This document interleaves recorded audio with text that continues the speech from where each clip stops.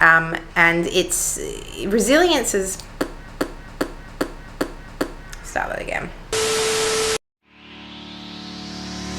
Wow, welcome back guys. It has been a hot minute since I've jumped on here and done a video. I think something like 6 to 8 weeks. It's been full on with an interstate move, lots of stuff happening with relationships, with business, with networking, with life, with training. I'm doing a bodybuilding comp in another 5 weeks, so it's been full power on my end. So this video is going to be all about VA appointment setters. My goal for this video is to make sure that you have all of your questions answered in regards to VA appointment setters in this one video, so you don't need to go and look at 100 resources. I've worked with many VA appointment setters myself, done lots of training, have trained others and helped clients as well, so I certainly know a thing or two about appointment setters. So I'm going to be covering what a VA appointment setter actually is, how much you pay them, what qualities to be looking for, how it all looks on the back end as well, and what my personal experience with VA appointment setters has been. So stick around, this one's going to be juicy, and if there's anything I don't cover in here that you would like to know, please drop a comment and I'll make sure that I get back to you as soon as I possibly can. So what is actually a VA appointment setter? So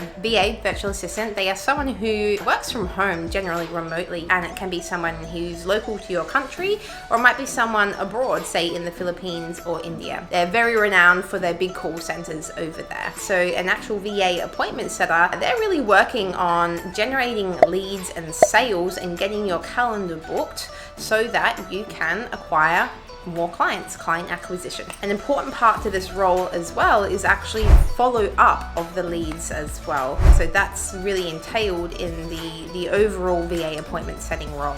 So what does an appointment setter do? Well, in a general sense, what they're doing is they're going out and they're contacting other businesses. So it might be B2B, business to business, or it might be business to customer. So they're going out and they're contacting these people so that they can try and get them on the call with a sales representative. So they might be doing this by reaching out via cold calling or cold messaging. It might be warm leads. It could be organic, so through social media, where you might be going through on Instagram and Facebook, adding people, building rapport, starting conversation, marketing on there, and then reaching out to people thereafter. You can be scraping the internet, scraping for email lists, and then sending out bulk emails. Or I probably wouldn't recommend bulk if you're an appointment setter, because we really want it to be an intimate approach. I think the days of approaching sales in a bulk format is kind of becoming outdated now. A lot of people still do it, but at the end of the day, if you want to have high conversions and you want to be reaching your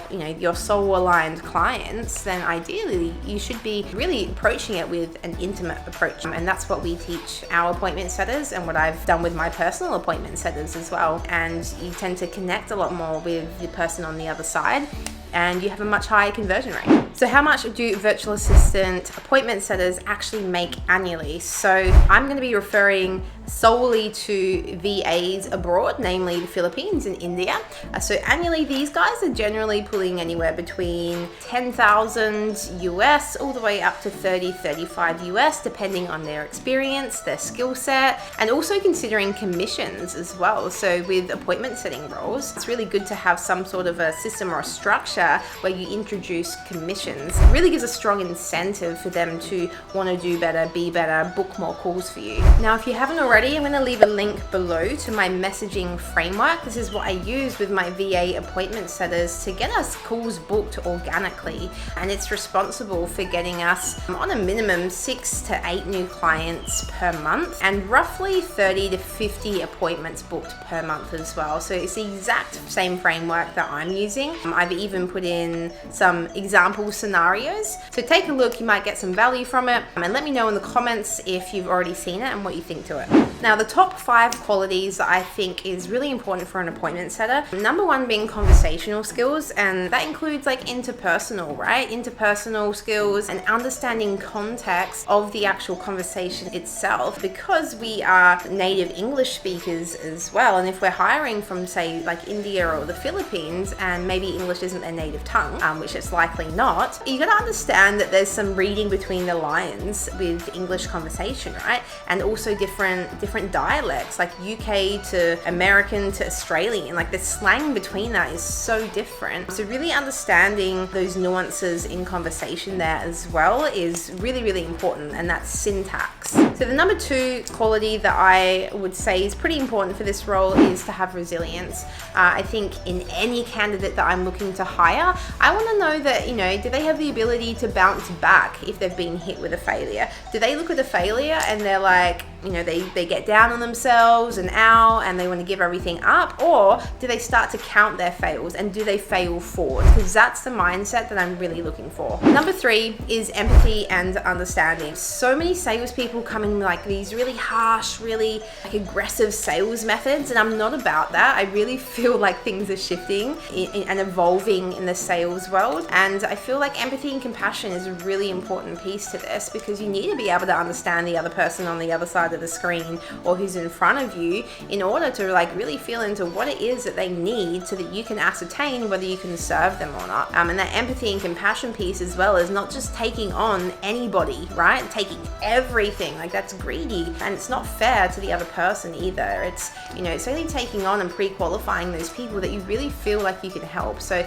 empathy and compassion is number 3 there. Number 4 is confidence. If you've got somebody who isn't confident in this role as an appointment setter, it's going to be a bit of a slow start. And I've certainly worked with appointment setters where we've been doing training and they're not confident, and they've built their confidence up over time, and that's okay. But as a general, if you're looking for someone you want to get started straight off the bat, I would be looking for that confidence in the way that they hold themselves. How do they go speaking with people? Do they, are they slouched over, or do they sit up high with their chest high? Are they articulate? Because at the end of the day, if they're speaking to these prospective clients or making calls or whatever, however it is that they're appointment setting for you, if they're not confident, people sniff that out. It's like desperation. You can tell when someone's desperate, and you can tell when someone's not confident. If you're not confident in the product that you're selling, you're not going to sell shit.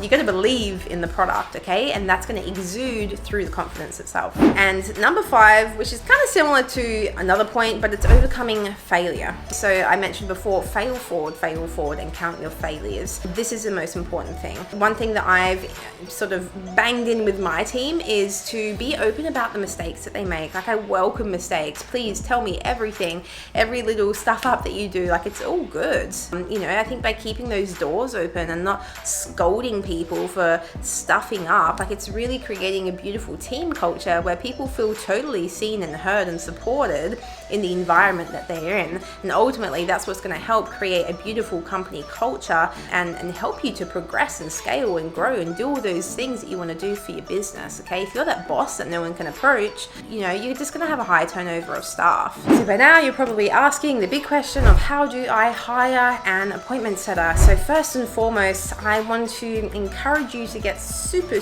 clear. You need to be gaining clarity on your actual sales process itself, because if you're trying to outsource this too early in the process, it is going to be a flop, and I'm telling you this from experience. So if you are looking to hire an appointment setter, I would recommend that you get very clear on your pipeline, your processes, how it looks, and then once you're actually already booking appointments, then I would recommend you to go ahead and look at getting an appointment setter. So that's one thing that you can free up, and you can focus on the other things. And part 2 to this is, how do I find an appointment setter? Depending on what kind of appointment setter that you want, you can either go through an agency that does all the appointment setting for you, and you're going to pay a premium rate for that because it's almost like a done for you. You're likely going to have less control over the actual quality of the leads and the process itself, but you're having it done for you. So it's just about finding the right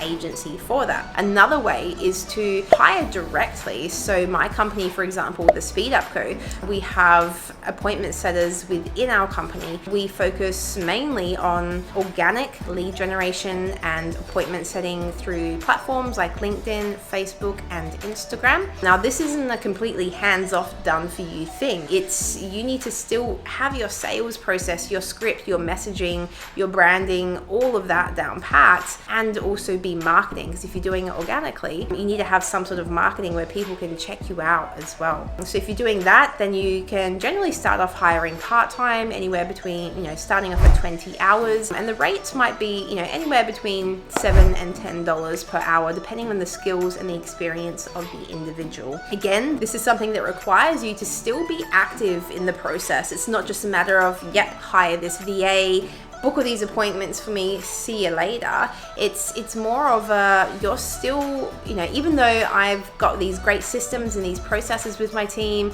we've got the, questionnaires, they've got their Bible, all the back end stuff, which is what we get all our clients set up with. I still am active within my team, having one call either a fortnight or one call a month, and checking where are we at with our sales, where are we at with our process, where are we at with how many appointments are we booking per week? Because as you know, in the entrepreneurial space, we are ever evolving, and so that is something I would recommend that you set your expectations for before you go and hire an individual directly to your team to delegate appointment setting for. So you want to make sure that you've got your social media campaign, like you're pumping, you've got some content going out so that your ideal client can actually resonate and recognize you. And then part 2 to that is to already be booking appointments yourself. Have a very clean and clear grasp on how that appointment setting process looks for you and for your business. Okay, and that is a wrap for this video, guys. I hope I've answered most of your questions. Again, if there's something I didn't cover, just drop a comment below and I'll get back to you within the next 24 to 48 hours. Here's a really good video for you guys to check out as well, which actually goes through the back end of my framework in more depth. So this B2B appointment setting, if you want to dive in and check that one out. Now, if you like this video, it'd really help me out if you could give me a like, a thumbs up, and also subscribe to my channel so you can get notified when my next video comes out. So again, thank you for your time, and I'll see you guys on the next one.